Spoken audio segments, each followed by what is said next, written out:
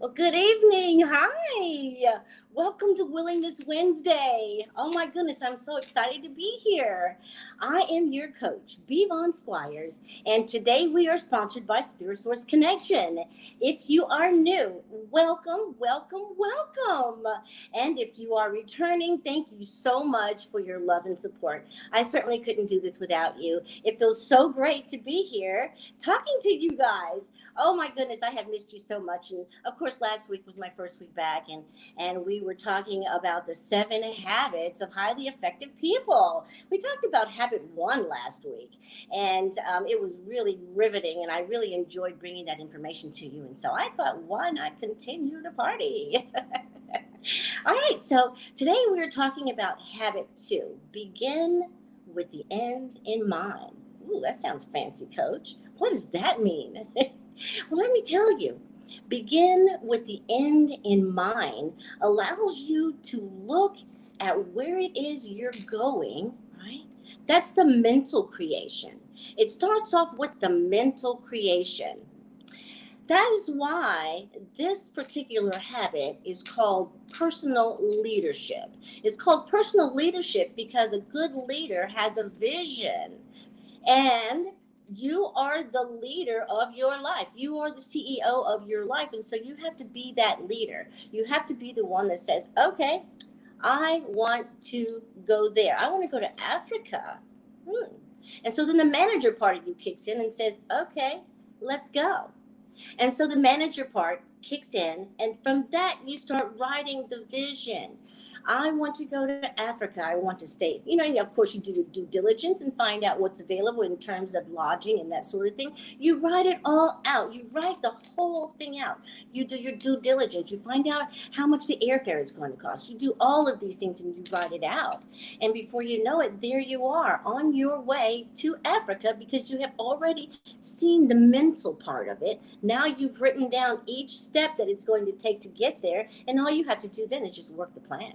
My dad used to always say that plan your work and work your plan. I didn't always know what he meant, but now I do. That's habit two. It's about having that vision, that mental vision that goes into the physical effort that you put in, the actions that bring about the desired result. So that's part of habit two. The other part of habit two I want you to know is that you have the ability to create the kind of future that you want. You have the ability to sit down and think about who you want to be.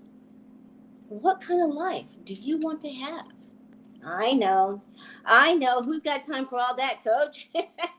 I'm telling you, this is 7 habits of a highly effective people, right? Highly effective people don't come dime a dozen. Highly effective people are created. Highly effective people go the distance. They are willing to upheaval their lives, right? Upheaval their lives, make a mess out of everything. Let's take a look at everything, put it all out on the table, and see what's here. And then let's put it back together in a way that works. Let's put it back together in a way that says, I am going to have a paradigm shift. I am going to start taking responsibility for the life that I want to create. I get to have a choice, right? You're going to say that to yourself. What I want you to know today is that there is the idea, the mental creation, right, of what you want. And then there is the actual physical manifestation of what you want. And in between the two, it matters what you put in between the two. If you put reactive type behavior and thought processes between the two, then you're not going to get to the end. You're not going to see this materialized, right? But if between your mental creation and the physical manifestation, you place your values and principles there, then you have what is necessary to withstand the time that it takes to create one in your mind and to actually see the physical manifestation. You have the tenacity, you have the perseverance, You have the courage and the determination. You have the commitment. You have the faith. You have the trust, right?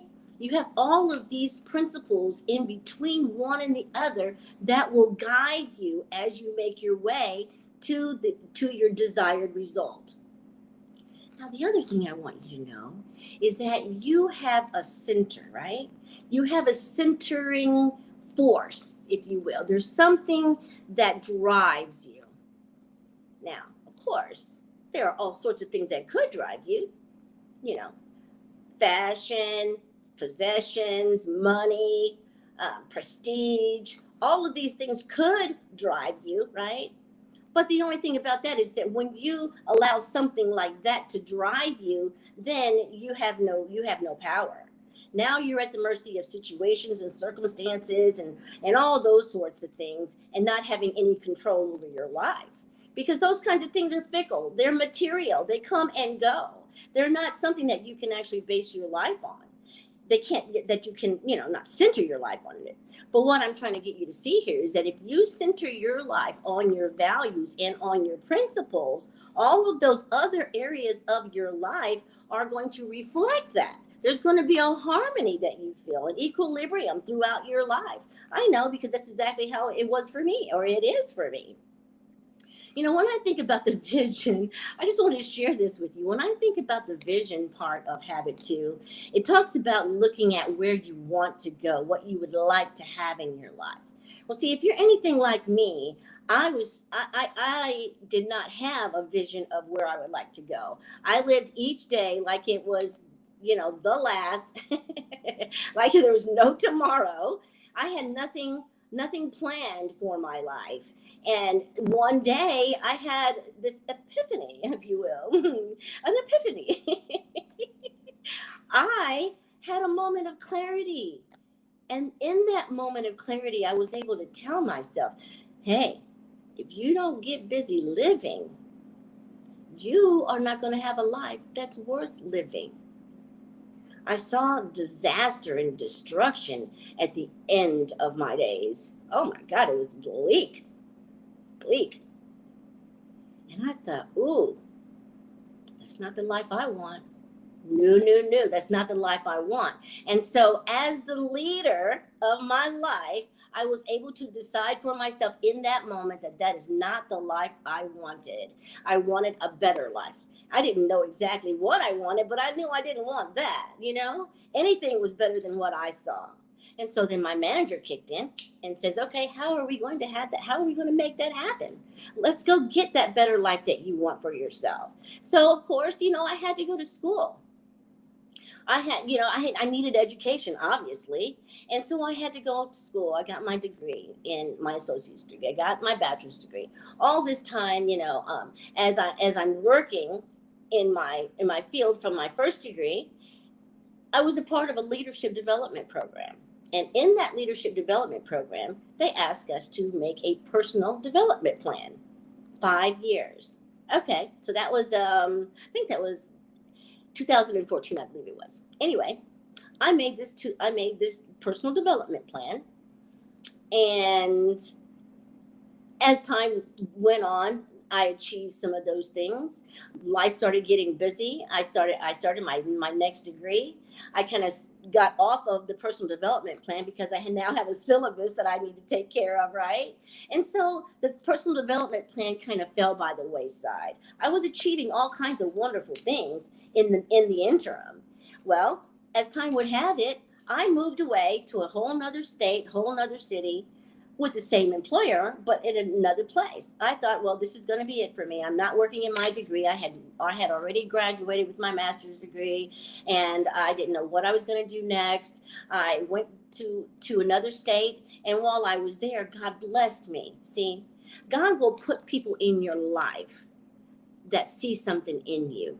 God will put people in your life when you think that there is no plan. I'm telling you, you better watch out, because God always has a plan. He put someone in my life who could see my potential. He said, are you kidding me? You have so much potential. There's no way that this is your stopping point. No way. And so he began to mentor me and send me applications, or job listings. apply for this. I know you're not going to get it. Just do it. And it started a paradigm shift. It started me looking at the qualifications for all of these, and I started taking courses, and that would kind of hone my skills towards some of these things. And before you know it, there was a really wonderful leadership development program with the federal government that is so prestigious, and I knew that that's something that I wanted to do, but I didn't feel like I had what it took to do it. And of course, this person, they just breathed, air into me, and to let me know that yes, you do have it. I see it, even if you can't. Thank you, God, for people like that in our lives, right? And so I applied at 10 different facilities for the same position, thinking, okay, at least one of them might call me. I might hear from one of them. And I tell you what, all 10 of them called me, but I can't even make this up, guys. All 10 of them called me, but I only could have only one opportunity. And so I took the one opportunity, and here I am today in a whole nother category of personal development and excellence that I did not even see coming. It's just such an amazing thing. When I was in that program, they said, hey, we need you to make a personal development plan. I said, okay, well, I'll just go back to the one I had previous and just kind of update it, to where we are now.